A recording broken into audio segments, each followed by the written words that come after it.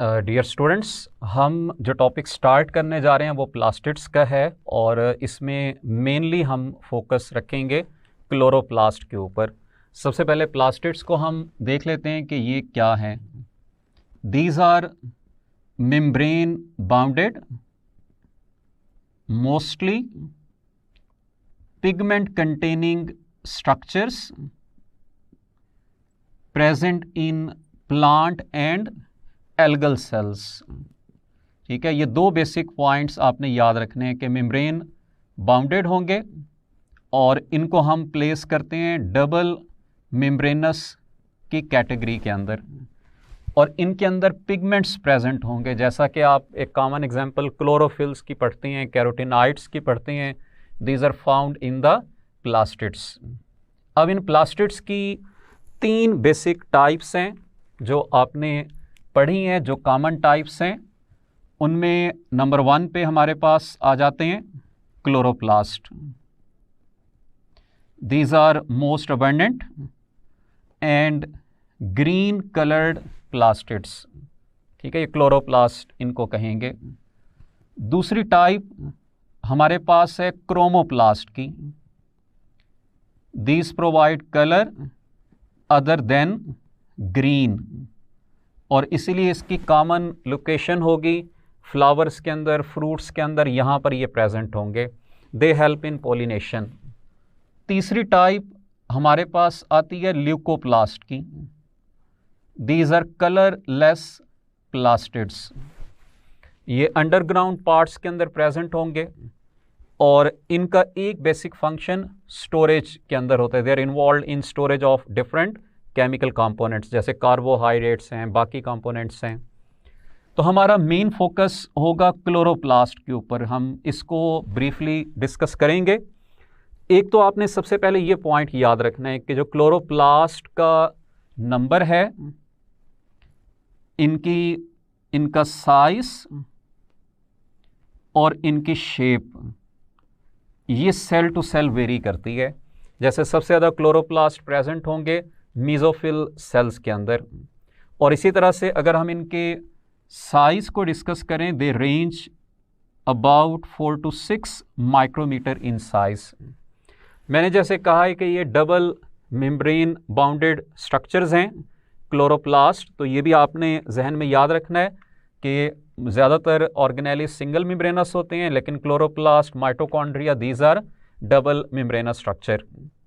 हम सबसे पहले इसके स्ट्रक्चरल डिटेल की तरफ चलेंगे, और स्ट्रक्चर के अंदर जो सबसे पहला कंपोनेंट आपके सामने है that is the double membrane, जो इसकी आउटर मोस्ट मेम्ब्रेन है। और यहाँ पर आपने याद रखना है कि both of these membranes are smooth. ये दोनों की दोनों मेम्ब्रेन्स स्मूथ होंगी, और अगर दोनों मेम्ब्रेन्स स्मूथ हों तो तब हम ऐसी डबल मेम्ब्रेन के लिए टर्म यूज़ करते हैं एनवेलप की। तो क्लोरोप्लास्ट के स्ट्रक्चर में एक स्ट्रक्चरल कंपोनेंट तो एनवेलप आ गया, which is the double membrane.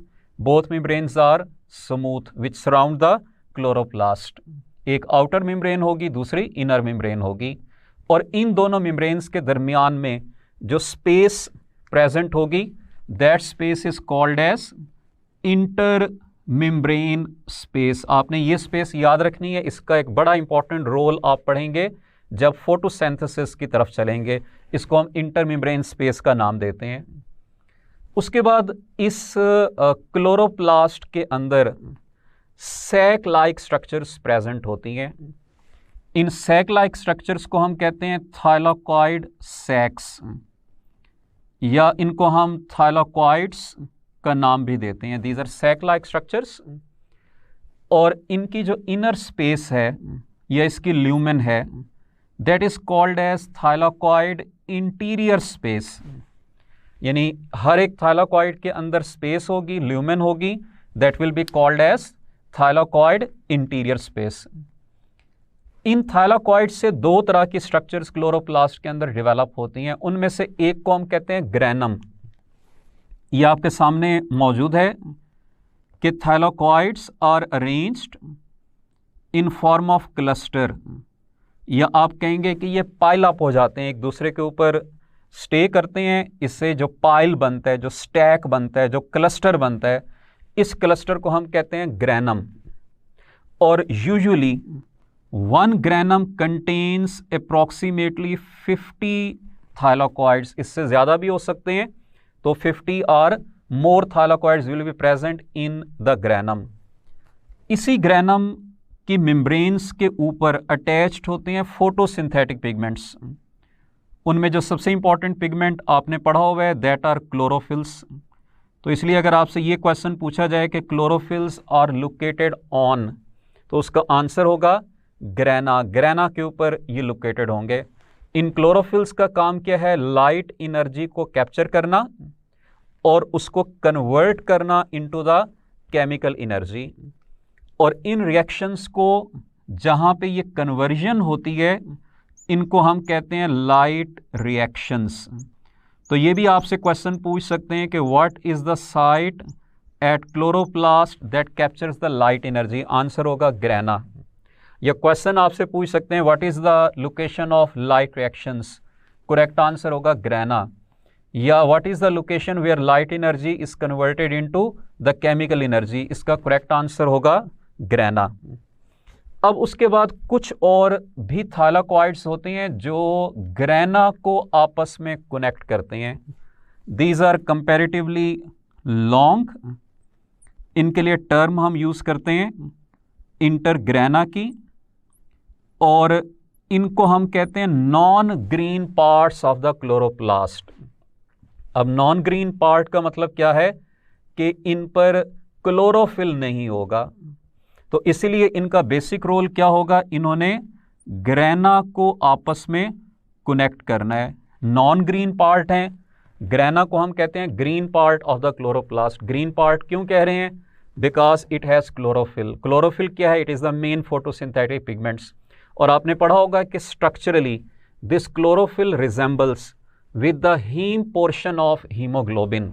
सिर्फ एक डिफरेंस होता है इसके और हीम पोर्शन के दरमियान कि क्लोरोफिल में सेंट्रल मेटल आयन मैग्नीशियम होता है, जबकि हीम के अंदर सेंट्रल मेटल आयन आयरन मौजूद होता है। So there will be difference of only iron and magnesium. Haemoglobin में आयरन और क्लोरोफिल के अंदर मैग्नीशियम प्रेजेंट होगा।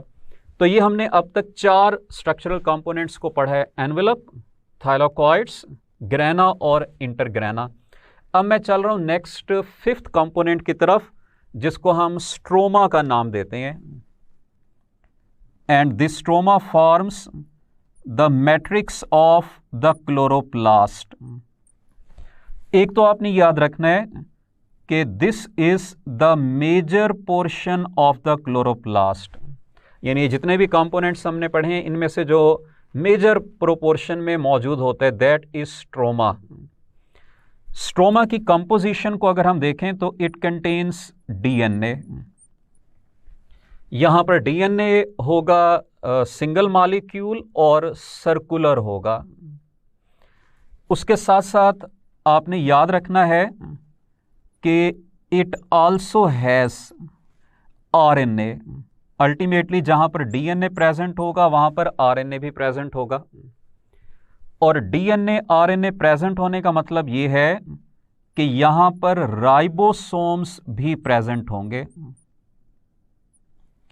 अब आपने एक चीज याद रखनी है कि यहां पर जो राइबोसोम्स मौजूद होते हैं वो टिपिकल यूकैरियोटिक नहीं होते, यानी एटीएस नहीं होंगे, बल्कि उसकी जगह पर 70S राइबोसोम्स यहां पर प्रेजेंट होंगे।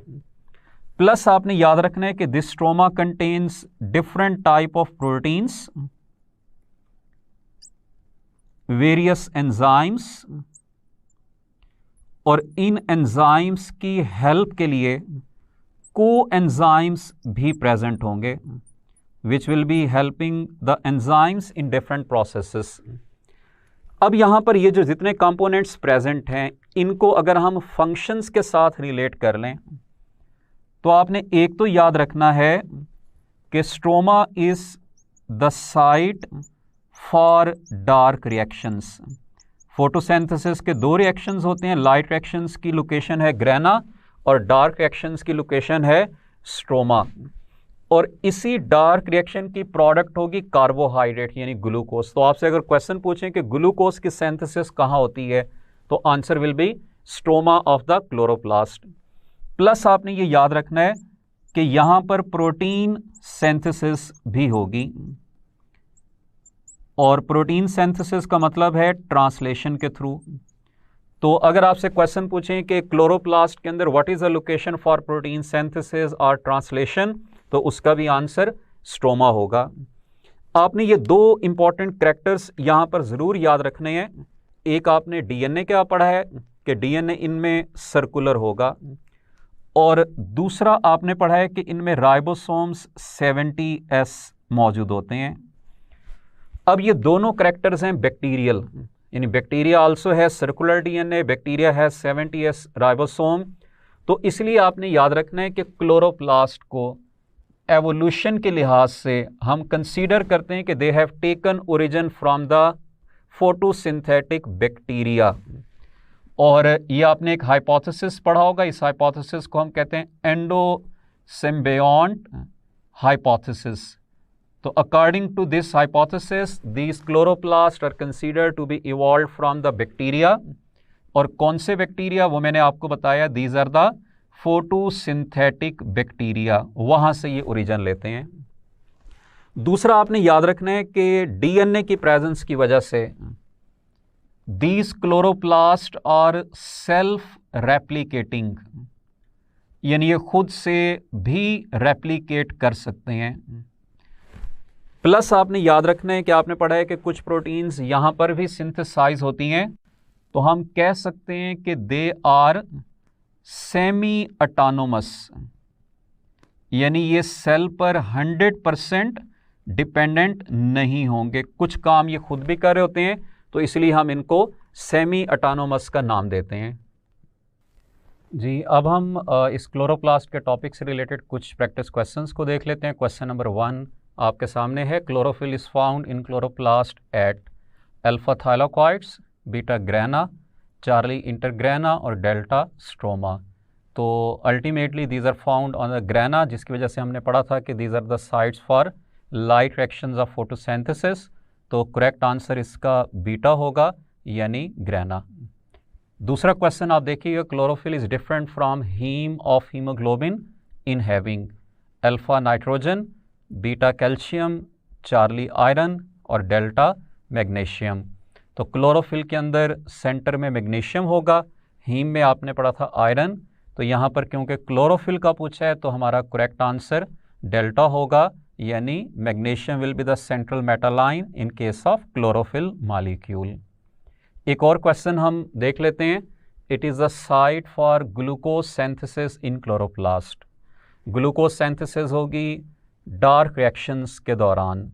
लाइट रिएक्शंस में ATP और NADPH बनते हैं, डार्क रिएक्शन में ग्लूकोज यानी कार्बोहाइड्रेट, और डार्क रिएक्शंस की लोकेशन आपने टॉपिक में पढ़ी थी, दैट इज स्ट्रोमा। तो इसलिए यहाँ पर करेक्ट ऑप्शन चार्ली होगी, यानी it is a site for synthesis of glucose.